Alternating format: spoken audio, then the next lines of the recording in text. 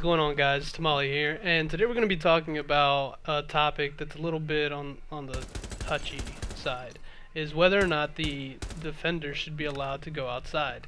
Now, this is a mechanic that has been implemented since launch.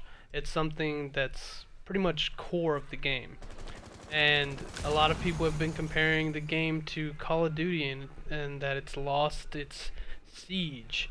And that's not necessarily true. The thing is that people have evolved since the launch of the game and have played it now in a much more competitive way. Taking away the movement of the defender, if that were to be done, then I believe that the attacker should be restricted from going back outside once they enter the building. Sounds shitty, right? But that would be balanced.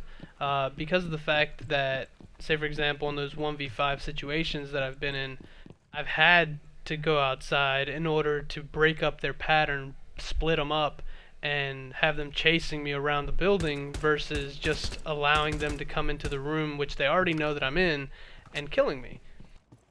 It allows the defender to be creative while taking a huge risk. And that's one of the things that I enjoy most about this game, is the fact that if you do decide to go outside, well, you've got 2 seconds before you're marked. On top of that, a lot of people have been complaining about, well, they should make the marking instant. And I'm not too fond of that, but if they did decide to do that, you still have to take into account peeker's advantage. If I broke down a door and then immediately rushed out and peeked someone, then I still have an upper hand to some degree. One of the biggest mistakes that I see attackers do is that you already spawn behind cover. Now, I am aware that there's certain maps like Canal and Construction Site and the Cafe where you're not necessarily 100% behind cover. And I understand that, and I'm pretty sure Ubisoft knows that, and they're going to make the modifications necessary to, rectify that. But to sit there and rush out of your spawn, it's idiotic. There's no point behind it, and then you complain when you get shot. It always ends in this bitchy back and forth quarrel that it's an exploit and that it's not an exploit. And really the reality of it is, when you're an attacker, you spawn behind cover 9 times out of 10. So going back to that, you shouldn't just rush out of the cover. You should take your time and definitely make sure that there's no one peeking windows, that there's no one peeking doors. When you go around the corner of a building, make sure that you check all the windows before just fucking rushing out there.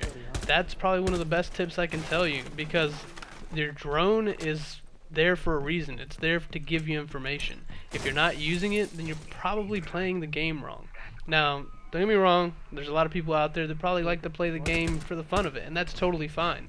But if you're going to complain about this mechanic, you can't take it to heart, because it's a mechanic that's been implemented in the game since day one. Does it suck to get killed off the spawn? Absolutely, it does. But that's one of the things that I really enjoy about the game, is simply the fact that if I do get killed off the spawn, I want to make myself better. I want to stop that from happening ever again and outsmart the opponent. Maybe it's just my competitive nature, but that about wraps it up for me, guys. If you liked the video, give it a thumbs up. If you have any thoughts on anything I've said during the video, just drop that down in the comment section below, and I'll catch you guys next time. Compromise. Well, it's obviously captured. I think Glaz might be outside.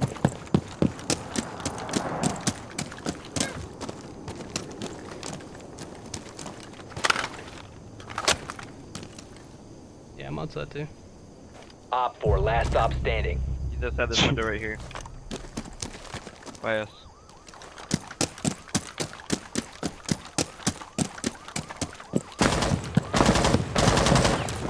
Setting off a charge! Oh, yeah, don't breathe that in. It's not good for you.